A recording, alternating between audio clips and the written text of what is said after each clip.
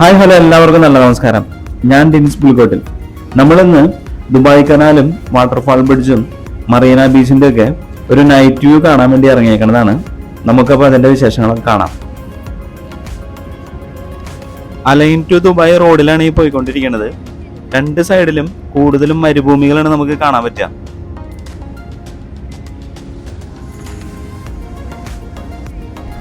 ഈ മരുഭൂമിയിൽ ചില സമയത്ത് നല്ല പൊടിക്കാറ്റ് ഉണ്ടാവാറുണ്ട്, നല്ല മണൽക്കാറ്റുകൾ ഉണ്ടാവാറുണ്ട്. അപ്പൊ അങ്ങനെയാണെങ്കിൽ നമുക്ക് വണ്ടി ഓടിക്കാൻ പറ്റാതെ വണ്ടി സൈഡാക്കി നിർത്തേണ്ടി വരും. അപ്പൊ ഈ ചെറിയ പൊടിക്കാറ്റുകളൊക്കെ ഒരു പരിധി വരെ തടുക്കാൻ വേണ്ടിയിട്ടാണ് രണ്ട് സൈഡിലും ഈ ഒരുപാട് മരങ്ങളും കുറ്റിച്ചെടികളൊക്കെ വെച്ച് പിടിപ്പിച്ചേക്കണത്. നമ്മൾ ഉപയോഗിച്ച് കഴിഞ്ഞിട്ടുള്ള വേസ്റ്റ് വെള്ളം റീസൈക്കിൾ ചെയ്തിട്ടാണ് ഈ ചെടികളൊക്കെ സ്പ്രിംഗ്ലർ വെച്ചിട്ട് നനയ്ക്കണത്.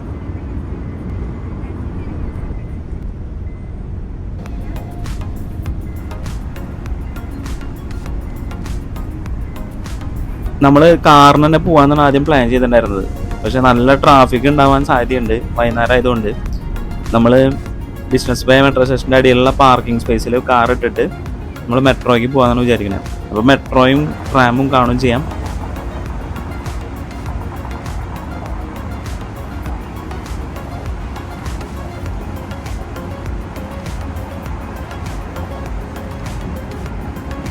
ദുബായ് കനാലിൻ്റെ മുകളിലൂടെയുള്ള വാട്ടർഫാൾ ബ്രിഡ്ജിന്റെ മുകളിൽ നിന്നുള്ള വ്യൂ ആണ് ഈ കണ്ടുകൊണ്ടിരിക്കുന്നത്.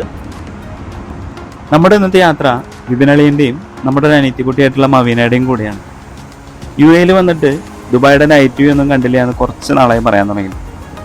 അങ്ങനെ ദുബായ് കനാലിന്റെയും വാട്ടർഫാൾ ബ്രിഡ്ജിന്റെയും മറീന ബീച്ചിന്റെയും ഒക്കെ നൈറ്റ് വ്യൂ കാണാൻ വേണ്ടിയിട്ട് ഇറങ്ങിയിരിക്കുന്നതാണ്. കൂടെ നമ്മുടെ ബെറ്റർ ഹാഫ് ആയിട്ടുള്ള നിതയും നിച്ചൂസും സേനൂസും ഉണ്ട്.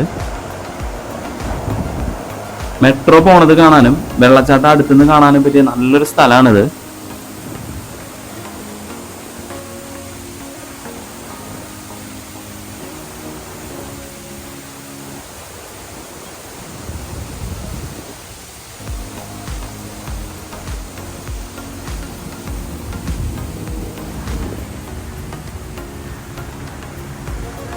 ഈ ദുബായ് കനാലിന്റെ ഇരുവശത്തായിട്ട് വലിയ ഹോട്ടൽ കോംപ്ലക്സുകളും നൂറുകണക്കിന് റെസ്റ്റോറൻറ്റ്സും കുറേ അപ്പാർട്ട്മെന്റ് ബിൽഡിങ്സും ഒക്കെ നമുക്ക് കാണാനായിട്ട് പറ്റും.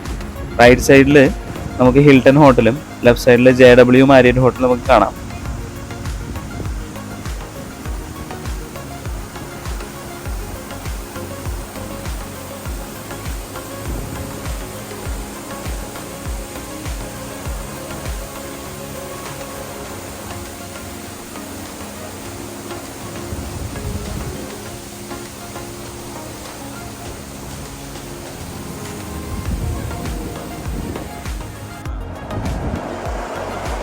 മറീന ബീച്ചിലേക്ക് കാറിന് നമ്മൾ ഡയറക്റ്റ് പോവുകയാണെങ്കിൽ അവിടെ RTA പാർക്കിങ്ങുകളൊക്കെ കുറവാണ്.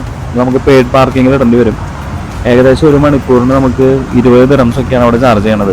ഹോട്ടൽസുകളുടെ അടിയിൽ ബേസ്മെന്റിൽ പാർക്കിംഗ് അവൈലബിൾ ആണ്. അപ്പോൾ നമ്മൾ വണ്ടി ബ്രിഡ്ജിന്റെ അടിയിലുള്ള RTA പാർക്കിങ്ങിൽ ഇട്ടിട്ട് അവിടേക്ക് മെട്രോയിൽ പോകാൻ വേണ്ടിയിട്ടാണ്. അപ്പോൾ മെട്രോ കാണുകയും ചെയ്യാം. ഈ വാട്ടർഫാൾ ബ്രിഡ്ജ് ക്രോസ് ചെയ്യാനായിട്ട് രണ്ട് സൈഡിലും ലിഫ്റ്റ് പ്രൊവൈഡ് ചെയ്തിട്ടുണ്ട്. ഇവിടെ നമുക്ക് അടുത്ത് തന്നെയാണ് ബിസിനസ് ബൈ മെട്രോ സ്റ്റേഷൻ ഉള്ളത്. അപ്പോൾ അതിനകത്ത് കയറി കഴിഞ്ഞ് കഴിഞ്ഞാൽ ശോഭ റിയാലിറ്റിയിലും DMCCയിലും ട്രാം ഇന്റർചേഞ്ച് ഓപ്ഷൻ ഉണ്ട്. അപ്പോൾ ട്രാമിൽ മാറി കയറി കഴിഞ്ഞാൽ ബീച്ചിൻ്റെ തൊട്ടടുത്ത് നമുക്ക് ഇറങ്ങാൻ പറ്റും. JBR റെസിഡൻസി 2 ആണ് ട്രാമിൽ ഇറങ്ങേണ്ട സ്റ്റേഷൻ. പിന്നെ എല്ലാ സ്റ്റേഷനിലും എത്തുമ്പോൾ അനൗൺസ് ചെയ്യും. പിന്നെ ട്രാം ഇന്റർചേഞ്ച് സ്റ്റേഷനാണെന്നൊക്കെ അനൗൺസ് ചെയ്യും. അപ്പോൾ അങ്ങനെ മാറിപ്പോണ പ്രശ്നങ്ങളൊന്നുമില്ല അവിടെ.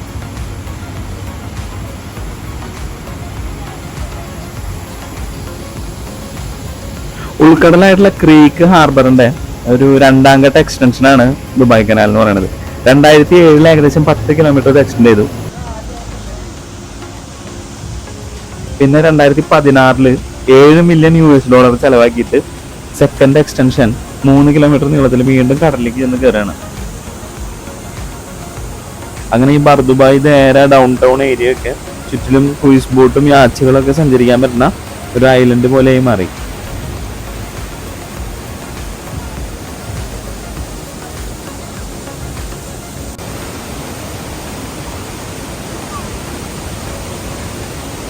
ഈ ഷെയ്ഖ് സയദ് റോഡിലുള്ള ഈ വെള്ളച്ചാട്ടം 80 ഇലക്ട്രിക്കൽ പമ്പുകൾ വെച്ചിട്ടാണ് ഓപ്പറേറ്റ് ചെയ്യുന്നത്. 8 മീറ്റർ ഹൈറ്റിൽ നിന്നാണ് വെള്ളം നല്ല LED ലൈറ്റുകളൊക്കെ കൊടുത്തിട്ട് ഭംഗിയായിട്ട് താഴത്തേക്ക് ചാടുന്നത്.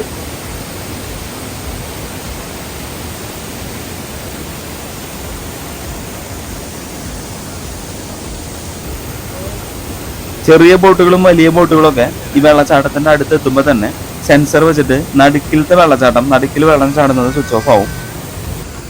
ഇവിടുത്തെ മെയിൻ റോഡിൽ കയറുന്ന ഇന്റർസെക്ഷനിലും റോഡ് സിഗ്നലും ഇതുപോലെ തന്നെയാണ് വർക്ക് ചെയ്യണത്. നമ്മുടെ ഇന്റർസെക്ഷൻ റോഡുകളിൽ വണ്ടി ഉണ്ടെങ്കിൽ മാത്രമാണ് റോഡ് സിഗ്നൽ ഓപ്പൺ ആവുള്ളൂ.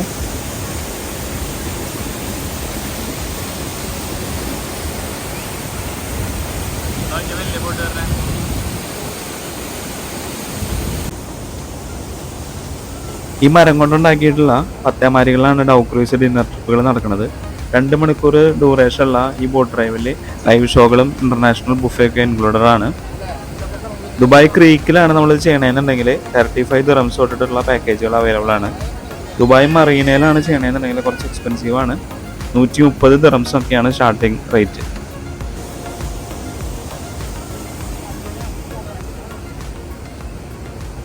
ചെറുതും വലുതുമായിട്ടുള്ള പ്രൈവറ്റ് യാച്ച് പാർട്ടികളും ഷെയർഡ് യാച്ച് പാർട്ടികളും നമ്മൾ ഈ കാണുന്ന ദുബായ് കനാലിനെയും ഇനി കാണാൻ പോകുന്ന ദുബായ് മറീനയിലെയും സ്ഥിരം കാഴ്ചകളാണ്. ഏകദേശം 250 ദിറംസ് തൊട്ടിട്ടാണ് ഈ ഷെയർഡ് യാച്ച് പാർട്ടി ടൂറുകളുടെ പാക്കേജ് സ്റ്റാർട്ട് ചെയ്യണത്. ഇന്റർനാഷണൽ ബുഫേയും DJ മ്യൂസിക്കും ഇതിനകത്ത് തന്നെ ഇൻക്ലൂഡഡ് ആണ്. ഡേ ടൈമിങ്ങിൽ നമുക്ക് സ്വിമ്മിംഗ് ഓപ്ഷനുള്ള യാച്ച് പാർട്ടികളും അവൈലബിൾ ആണ്.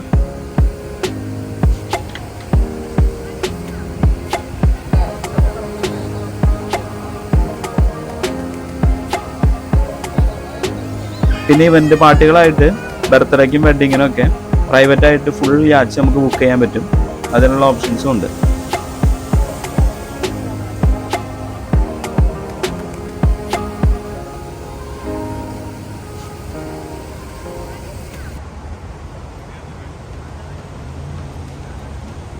ഈ വാട്ടർഫാൾ ബ്രിഡ്ജിന്റെ അടിയിൽ നിന്ന് 25 ദിറംസിന് നടത്താവുന്ന ഒരു ബോട്ട് സർവീസും കൂടി ഉണ്ട്. മിനിമം 6 പേരുണ്ടെങ്കിൽ മാത്രമേ സ്റ്റാർട്ട് ചെയ്യുള്ളൂ. 45 മിനിറ്റ്സ് ആണ് അതിന്റെ ഡ്യൂറേഷൻ വരുന്നത്.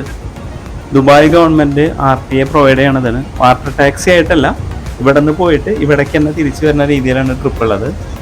പാലത്തിന്റെ 2 സൈഡിലും അവൈലബിൾ ആണ്. ഏത് സൈഡിൽ വന്നാലും നമുക്ക് പോവാം.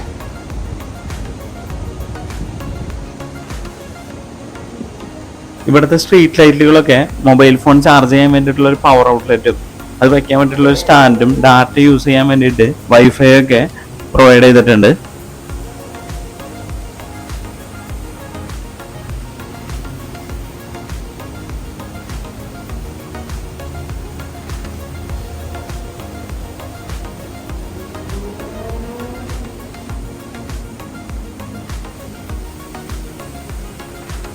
അപ്പൊ നമ്മളിവിടെ നിന്ന് ഇനി മെട്രോയും ട്രാമും കയറിയിട്ട് മറീന ബീച്ചിലേക്ക് പോവാണ്.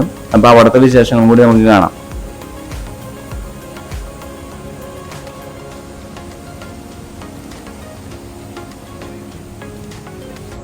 UAE എല്ലാ എമിറേറ്റ്സിനെക്കാട്ടിലും ദുബായിനെ വ്യത്യസ്തമാക്കുന്നത് ദുബായിയുടെ മെട്രോയുടെ ഡിസൈൻ തന്നെയാണ്.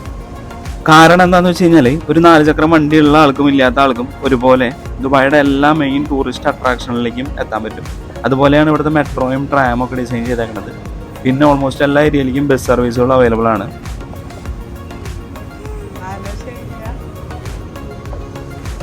മെട്രോയിൽ നമ്മൾ കയറണം എന്നുണ്ടെങ്കിൽ ഒരു ട്രാവൽ കാർഡായിട്ടുള്ള നോൾ കാർഡ് വാങ്ങേണ്ടതായിട്ടുണ്ട്. ഈ സെയിം കാർഡ് തന്നെ നമുക്ക് ട്രാമിലും ബസ്സിലും ടാക്സിയിലും പാർക്കിങ്ങിനൊക്കെ വേണ്ടിയിട്ട്, പ്രൈവറ്റ് കാർ പാർക്കിങ്ങിനൊക്കെ വേണ്ടിയിട്ട് നമുക്ക് ഉപയോഗിക്കാൻ പറ്റും. ഒരേ കാർഡ് തന്നെ ആർക്ക് വേണമെങ്കിൽ ഉപയോഗിക്കാം. പിന്നെ ഇത് വാങ്ങുന്ന സമയത്ത് പ്രത്യേകിച്ച് ID കാർഡോ ഡോക്യുമെന്റ്സോ മറ്റൊന്നും കൊടുക്കേണ്ടതായിട്ടില്ല.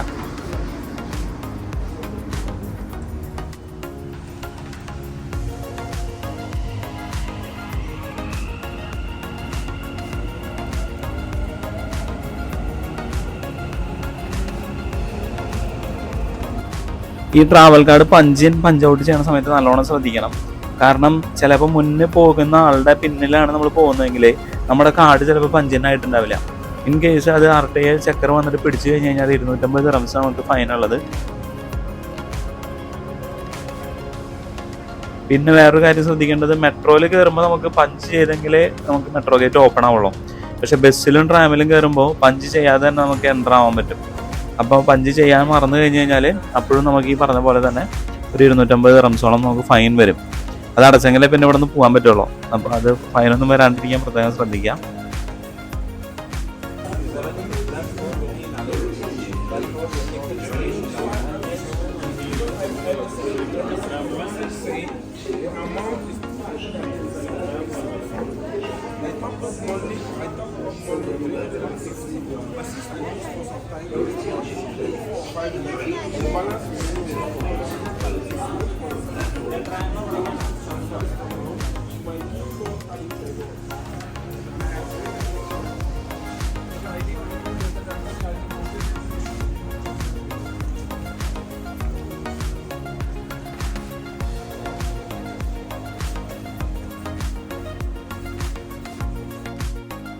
അപ്പോൾ നമ്മൾ ഇറങ്ങിയേക്കുന്നത് ശോഭ റിയാലിറ്റി മെട്രോ സ്റ്റേഷനിലാണ്.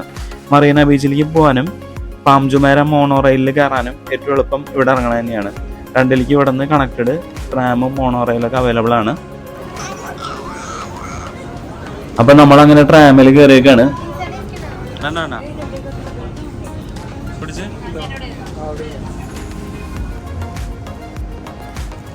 ഡ്രൈവർ ഇരിക്കുന്നത് ശരിക്കും കാണാൻ പറ്റുന്നുണ്ടോന്ന് അറിയില്ല. ഈ ട്രാം മാത്രമേ ഡ്രൈവർ ഓപ്പറേറ്റഡ് ഉള്ളൂ. മെട്രോ ട്രെയിനുകളും മോണോറെയിൽ ട്രെയിനുകളൊക്കെ ഡ്രൈവർലെസ് ഓട്ടോമേറ്റഡ് സിസ്റ്റത്തിലാണ് വർക്ക് ചെയ്തുകൊണ്ടിരിക്കുന്നത്.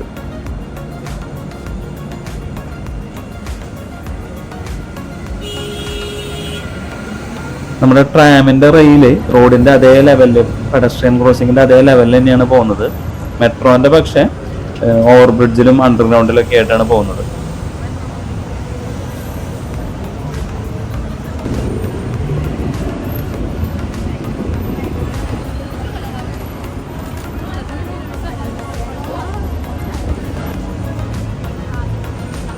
ട്രാം ഇറങ്ങിയിട്ട് വന്ന് അതേ ഡയറക്ഷനിൽ തന്നെ നേരെ നടക്കുകയാണെങ്കിൽ ഫസ്റ്റ് റൈറ്റ് തിരിഞ്ഞ് കഴിഞ്ഞാൽ മറീന ബീച്ചിലേക്കുള്ള എൻട്രൻസ് ആയി.